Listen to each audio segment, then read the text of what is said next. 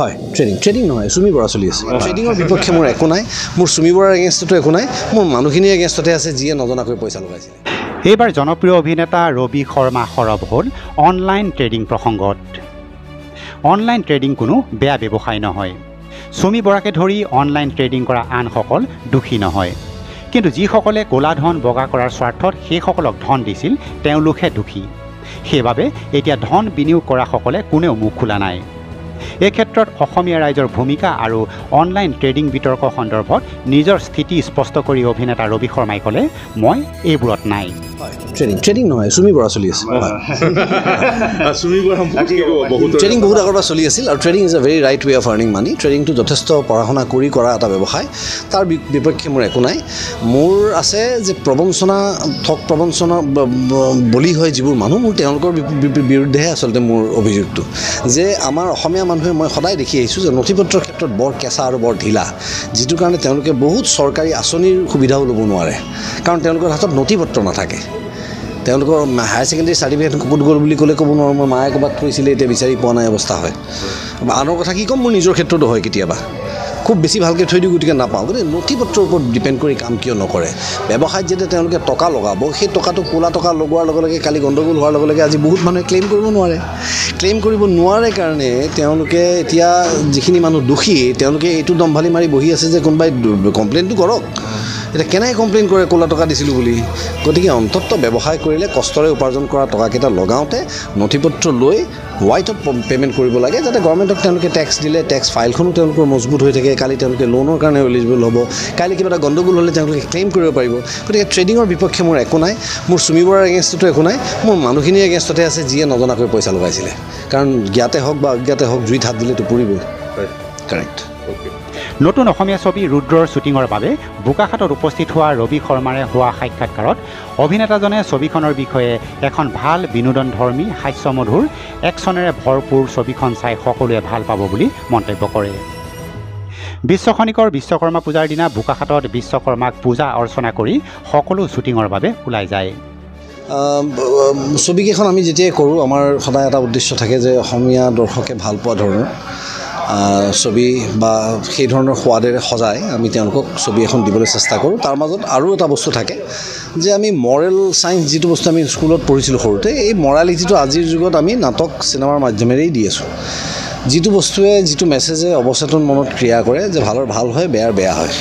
গতিকে ৰুদ্ৰ ছবিখনৰ ডিজাইন যিটো এই ডিজাইনটোত উত্থান পতন আছে মুখ্য চৰিত্ৰটোৰ কিন্তু অৱশেষত সত্যৰেই জয় হয় আৰু এখন সুন্দৰ একশ্যন এটা সোৱাদ ভিন্ন সোৱাদৰ মাজত এটা সোৱাদ একশ্যন ছাছপেন্স থ্ৰিলাৰ এখন আৰু তাতোকৈ ভাল লগা কথা হৈছে যে মই আদিল দাৰ লগত এবাৰ প্ৰথম কাম কৰিলোঁ এই ছবিখনৰ মাধ্যমেৰে আৰু ৰূপক গগৈ পৰিচালক হিচাপে তেওঁৰ লগত এই প্ৰথম কাম কৰিছোঁ তেওঁ প্ৰয়াত পুলক গগৈ ডাঙৰীয়াৰ সুযোগ্য সন্তান তেওঁ বহু টেকনিকেলি যথেষ্ট এজন ছাউণ্ড ডিৰেক্টৰ আৰু তেওঁৰ ভিজন এটা আছে গতিকে মই ভাবোঁ যে এই চিনেমাখন ৱেল ডিফাইণ্ড চিনেমা হ'ব খুব সুন্দৰকৈ মানুহে গ্ৰহণ কৰিব আৰু ইয়াত বিভিন্ন ধৰণৰ ইম'শ্যন চেণ্টিমেণ্ট আছে ফেমিলি ইম'শ্যন ফেমিলি চেণ্টিমেণ্টছ তাৰোপৰি একশ্যন গতিকে এই আটাইবোৰ বস্তু মিলি মই ভাবোঁ যে এখন সাংঘাতিক ধৰণে উপভোগ্য ছবি হ'ব আৰু অভিনেতা অভিনেত্ৰী যিসকল আছে তাৰ মাজত নতুন যথেষ্ট আছে যিয়ে ডেবিউ কৰিছে এইবাৰ চিনেমাত আৰু পুৰণি শিল্পীও আছে যিসকল পৰিপক্ক তেওঁলোকৰ নিজৰ কামত গতিকে মই ভাবোঁ আমাৰ আটাইৰে এফৰ্টত এখন বৰ ধুনীয়া ছবি মানুহে চাবলৈ পাব দেখা গৈছে যে বিশ্বকৰ্মা পূজা হয় বিশ্বকৰ্মা পূজাৰ কি ক'ম মইতো গোটেই বছৰটো বিশ্বকৰ্মা পূজা মানি চলোঁ মই এদিন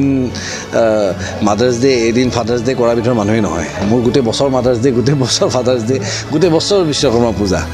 নহ'লে এনেই এদিন বিশেষকৈ মানিবলৈ হ'লে আজি বিশ্বকৰ্মা পূজাৰ দিনাখন আমি গাড়ীত বহোঁতে খালী ভৰি বহিব লাগিব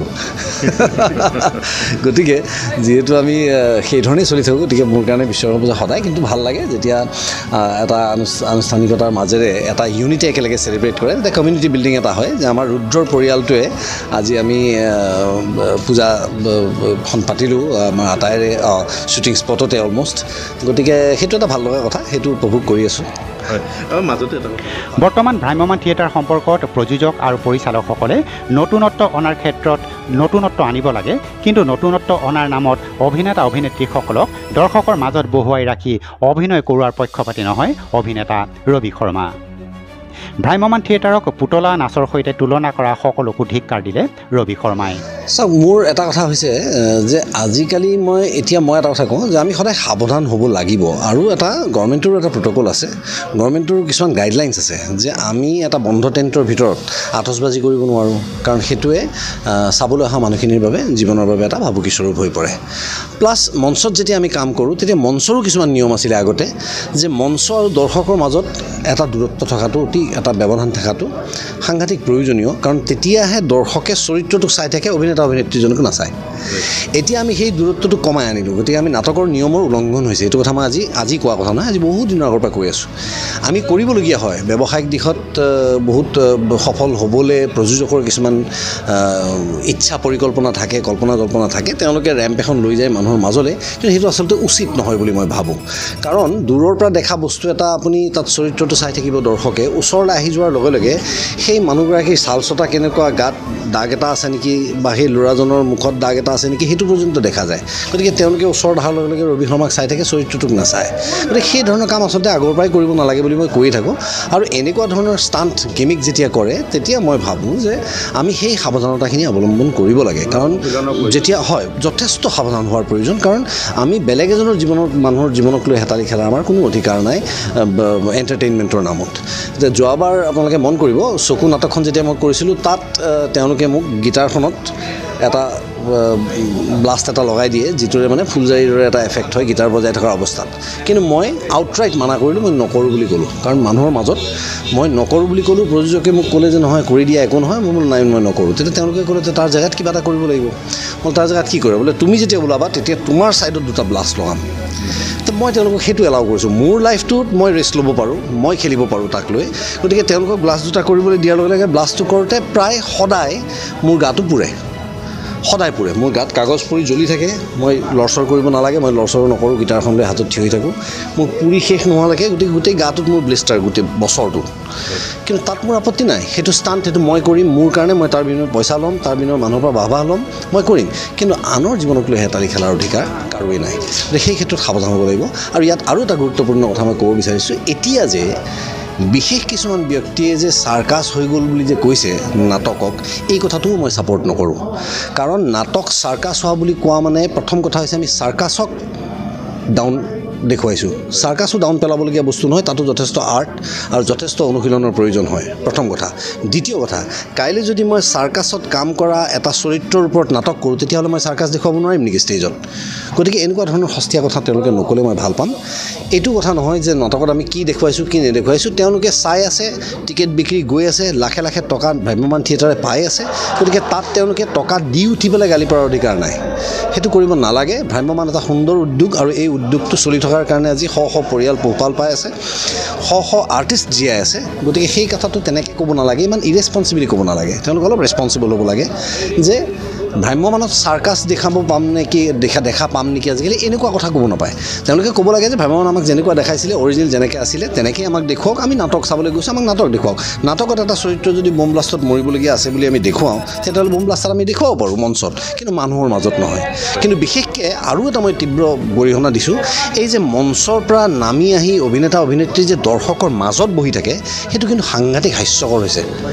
সাংঘাতিক হাস্যকৰ কথা। সেইটো হ'ব নালাগে। তেওঁলোকক আমি এটা মেজিক ক্ৰিয়েট কৰিব লাগে, এটা যাদু সৃষ্টি কৰিব লাগে, য'ত তেওঁলোকে এটা চৰিত্ৰক চাই থাকিব, সেই চৰিত্ৰটোৰ গাৰ গোন্ধৰ সৈতে যেতিয়া তেওঁলোকৰ মাজত বহি থাকিব, স্বচক্ষে এজন অভিনেতাক মাজত পাব, তেওঁলোকে কেতিয়াও চৰিত্ৰ চাই নাথাকে। গতিকে এইখিনি আৰু সাজ পোছাকত অলপ সাৱলীল হ'ব লাগে, কাৰণ সন্মুখলৈ আহি নৃত্য কৰাৰ লগে লগে চুটি কাপোৰ এটা পিন্ধি সন্মুখত বহি থকা বয়োজ্যেষ্ঠ মানুহ হওক বা ভদ্ৰ মানুহ যিয়ে হওক, তেওঁলোকে অসুবিধা পায়। তো এইবিলাক ক্ষেত্ৰতো অলপ সাৱধান হ'ব লাগে। News desk report, KNN, Bokakhat live.